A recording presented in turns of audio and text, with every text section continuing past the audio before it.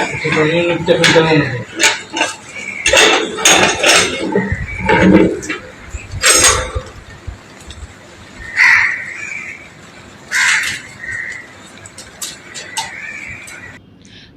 বলে, যার বিয়ে তার হুঁশ নেই, পাড়াপড়শির ঘুম নেই। তোষণের রাজনীতি করতে একযোগে মসজিদে মাইক খুলে দেওয়ার বিরুদ্ধে আদালতে গিয়ে চড় খেয়ে এলো বাম তৃণমূল। হিন্দু বিদ্বেষকে চরমে তুলে মন্দিরের মাইক খোলা নিয়ে টু শব্দটি করল না তারা, যার জেরে ফের একবার স্পষ্ট হয়ে গেল বাম তৃণমূলের ইসলামীকরণের চক্রান্ত।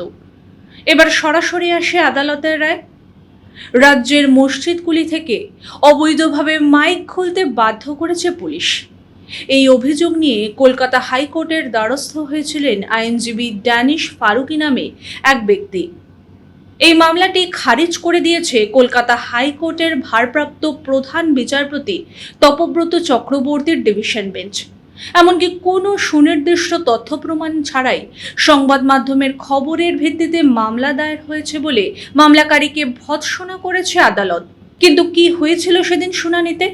এই প্রতিবেদন দেখলে বুঝতে পারবেন বিধানসভা নির্বাচনে রাজ্যের মানুষ শিকড় সমেত উপড়ে ফেলে দিলেও এখনো কিভাবে পশ্চিমবঙ্গকে পশ্চিম বাংলাদেশ বানানোর মরিয়া চেষ্টা চালিয়ে যাচ্ছে তৃণমূল। গোটা বিষয়টি বোঝাতে একটু সময় লাগবে, তাই ধৈর্য ধরে বসুন। নমস্কার, আমি চন্দ্রিমা। মাধ্যমের আরেকটি ভিডিওতে আপনাকে স্বাগত। আগস্ট মাসের শুরুতে রাজ্যের বিভিন্ন জনবসতিপূর্ণ জায়গায় বিভিন্ন ধর্মস্থান থেকে মাইক খুলতে অভিযান শুরু করে পুলিশ। মন্দির, মসজিদ, গুরুদ্বার, গির্জা নির্বিশেষে ধর্মস্থানগুলির পরিচালন সমিতির সদস্যের লাউডস্পিকার খুলে ফেলতে অনুরোধ করে পুলিশ আধিকারিকরা। পুলিশের অনুরোধে জনগণের অসুবিধার কথা ভেবে প্রত্যেকে ধর্মস্থান থেকে লাউডস্পিকার সরিয়ে নেয়। এ ব্যাপারে মসজিদ সহ কোনো ধর্মস্থানের পরিচালন সমিতির কেউ না পুলিশে কোনো অভিযোগ করেছেন, না আদালতে কোনো মামলা করেছেন। কিন্তু বাম তৃণমূলের কাছে তো সাধারণ জনগণের শান্তিপূর্ণভাবে বেঁচে থাকার অধিকারের থেকে বড় তোষণের রাজনীতি। কিভাবে উগ্র মুসলিমদের তোয়াজ করে মসনদে ফেরা যায় তার নকশা প্রতিনিয়ত মাথায় আঁকতে থাকে তারা। সেই নকশার অংশ হিসেবে কলকাতা হাইকোর্টে দায়ের হয় জনস্বার্থ মামলা। গত 18ই আগস্ট সেই মামলায় মামলাকারী ড্যানিশ ফারুকি দাবি করেন, রাজ্য জুড়ে পুলিশ জেলায় জেলায় মসজিদ থেকে লাউডস্পিকার বা মাইক খুলে ফেলতে বাধ্য করেছে পুলিশ। মৌখিক নির্দেশে মসজিদ থেকে লাউডস্পিকার খোলানো হয়েছে। যেসব মসজিদে শব্দবিধি মেনে মাইক ব্যবহার করা হচ্ছিল তারাও ছাড় পায়নি। এই কাজ করার অধিকার পুলিশ বা সরকারের নেই। মামলাকারী আইনজীবী কল্যাণ বন্দ্যোপাধ্যায় দাবি করেন, রাজ্যের প্রায় 4000 মসজিদ থেকে মৌখিক নির্দেশে লাউডস্পিকার খুলে ফেলা হয়েছে। জবাবে রাজ্যের অ্যাডভোকেট জেনারেল বলেন, কোনো মৌখিক নির্দেশ পুলিশ দেয়নি। পুলিশ বৈঠক ডেকে লাউডস্পিকার খোলার নির্দেশ দিয়েছে বলে যে অভিযোগ করা হচ্ছে তা সম্পূর্ণ ভিত্তিহীন। কোথায় কবে এই ধরনের বৈঠক হয়েছে বা কোন মসজিদে মাইক খোলার নির্দেশ দেওয়া হয়েছে তার সুনির্দিষ্ট তথ্য মামলাকারী উল্লেখ করেনি। কেউ কোনো লিখিত নির্দেশ দেখাতেও পারেনি। ফলে এই অভিযোগ সম্পূর্ণ ভিত্তিহীন। সব থেকে বড় কথা কি জানেন? এই সিদ্ধান্তের সরাসরি প্রভাব যাদের ওপর পড়েছে তাদের কেউ আদালতের দ্বারস্থই হয়নি। এরপর কলকাতা হাইকোর্টের প্রধান বিচারপতি তপব্রত চক্রবর্তী বলেন, সন্দেহ বা অনুমান যতই তীব্র হোক না কেন তাকে প্রমাণ বলে গ্রহণ করা যায় না। তিনি বলছেন, মামলাকারী দাবি করেছেন 4000 মসজিদের ফলে প্রভাবিত হয়েছে, অথচ তাদের মধ্যে কেউ আদালতের কাছে আসেনি। মনে হচ্ছে সুনির্দিষ্ট তথ্য প্রমাণ ছাড়া সংবাদ মাধ্যমে পাওয়া তথ্যের ভিত্তিতে মামলা দায়ের করা হয়েছে। এই ধরনের মামলা গ্রহণ করা যায় না একথা বলে মামলা খারিজ করে দেয় আদালত। অথচ মসজিদ বা কোনো ধর্মস্থান থেকে রাজ্য সরকার লাউডস্পিকার খুলতে পারবে না এরকম কোনো নির্দেশ দেয়নি কলকাতা হাইকোর্ট।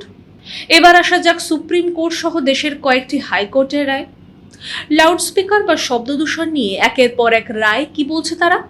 2005 সালে শব্দদূষণ সংক্রান্ত একটি গুরুত্বপূর্ণ মামলার রায়ে সুপ্রিম কোর্ট বলে, সংবিধানের 21 নম্বর অনুচ্ছেদ অনুসারে মানুষের বেঁচে থাকার মৌলিক অধিকার রয়েছে। শুধু বেঁচে থাকাই নয়, সুস্থভাবে শান্তিপূর্ণ পরিবেশে বেঁচে থাকার অধিকার রয়েছে সমস্ত নাগরিকের। শব্দদূষণের ফলে যদি সেই অধিকার খর্ব হয় তাহলে তা নাগরিকের মৌলিক অধিকারে হস্তক্ষেপের শামিল। ধর্মস্থানে মাইক ব্যবহার করা কোনো ধর্মের মৌলিক অধিকার হতে পারে না। 2025 সালে একটি মামলায় এই একই নির্দেশ দেয় বোম্বে হাইকোর্ট। শুধু তাই নয়, 2011 সালে দিল্লির রামলীলা ময়দানে আন্দোলনকারীর ওপর কংগ্রেসের সরকারের বর্বরতা সংক্রান্ত মামলায় সুপ্রিম কোর্ট বলে, শুধু শান্তিপূর্ণভাবে বেঁচে থাকা নয়, নিশ্চিন্তে ঘুমানোর অধিকারও সংবিধানের 21 নম্বর অনুচ্ছেদ অনুসারে মৌলিক অধিকারের মধ্যে পড়ে। শব্দদূষণের জেরে মানুষের ঘুমে ব্যাঘাত ঘটে, যার সরাসরি প্রভাব মানুষের স্বাস্থ্য ও জীবনযাত্রার ওপর পড়তে পারে। আদালত স্পষ্ট করে সংবিধান প্রদত্ত ধর্মীয় স্বাধীনতা সংবিধানের 21 নম্বর অনুচ্ছেদকে লঙ্ঘন করতে পারে না। অর্থাৎ মানুষের ঘুম আগে, ধর্মের নামে শব্দদূষণ করে ঘুমের ব্যাঘাত ঘটানো যাবে না। ক্ষমতায় এসে আদালতের এই নির্দেশ কার্যকর করতেই তৎপর হয়েছে শুভেন্দু অধিকারীর সরকার। আর তাদের বাধা দিতে সেই আদালতেরই দ্বারস্থ হয়েছে বাম তৃণমূল জোট। এবারে সে একটি গুরুত্বপূর্ণ প্রশ্নে, শব্দবিধির মধ্যে মাইক ব্যবহার করলে কি যে কোনো জায়গায় মাইক বাজানো যায়? উত্তর হলো না। ক্ষমতায় এসেই শব্দদূষণ সংক্রান্ত আদালতের নির্দেশকে কার্যকর করতে গত 13ই মে এক বিজ্ঞপ্তি জারি করে রাজ্য সরকার জানিয়ে দিয়েছে যে প্রকাশ্য স্থানে মাইক বাজাতে গেলে শব্দবিধি তো মানতেই হবে, সঙ্গে আগে থেকে নিতে হবে পুলিশের অনুমতি।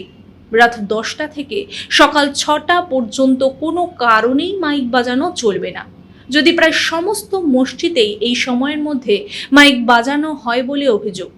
শুভেন্দু অধিকারীর সরকারের জারি করা এই বিজ্ঞপ্তিকে চ্যালেঞ্জ করে আদালতে কোনো মামলা দায়ের হয়েছে বলে তো জানা নেই, কিন্তু সেই নির্দেশিকা কার্যকর করতে যাওয়ায় রাজ্য প্রশাসনের বিরুদ্ধে হাইকোর্টে পৌঁছে গিয়েছে তোষণজীবীরা।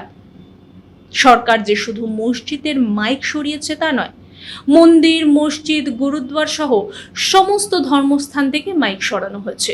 কিন্তু তোষণজীবীদের আপত্তি শুধু মসজিদের মাইক সরানো নিয়ে। বলুন তো কেন? সেই বুঝলে পাগল সারে। মাইকে এমন কি আছে যে মসজিদের মাথায় না বাঁধলে মহাভারত অশুদ্ধ হয়ে যায়? মমতা বন্দ্যোপাধ্যায় ক্ষমতায় আসার আগে শুধুমাত্র মুসলিম অধ্যুষিত এলাকায় মসজিদের লাউড স্পিকার ব্যবহার হতো। ক্ষমতা এসেই রাজ্যের সমস্ত মসজিদে দেদার লাউড স্পিকার লাগানোর ছাড়পত্র দিয়ে দেন তিনি। এমনকি বেশ কিছু জায়গায় তৃণমূল নেতারাই মসজিদের লাউড স্পিকার লাগানোর টাকা দেন বলেও অভিযোগ উঠেছে, যার ফলে গ্রামাঞ্চলে উল্লেখযোগ্যভাবে বাড়ে শব্দদূষণ। বাংলার গ্রামের শান্ত পরিবেশ প্রতিদিন দফায় দফায় বিঘ্নিত হতে থাকে।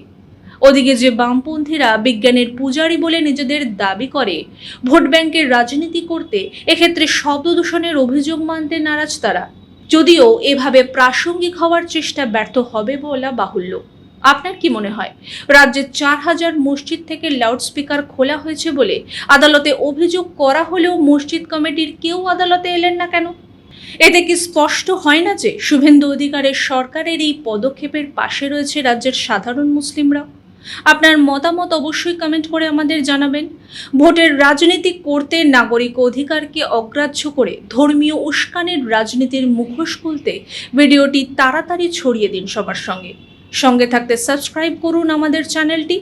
আর মাধ্যমের এই সমস্ত ভিডিও দেখতে আপনার কেমন লাগে সেটাও কিন্তু জানাতে ভুলবেন না। আজ এ পর্যন্তই, দেখা হবে পরের ভিডিওতে। ততক্ষণ পর্যন্ত সঙ্গে থাকুন, দেখতে থাকুন মাধ্যম।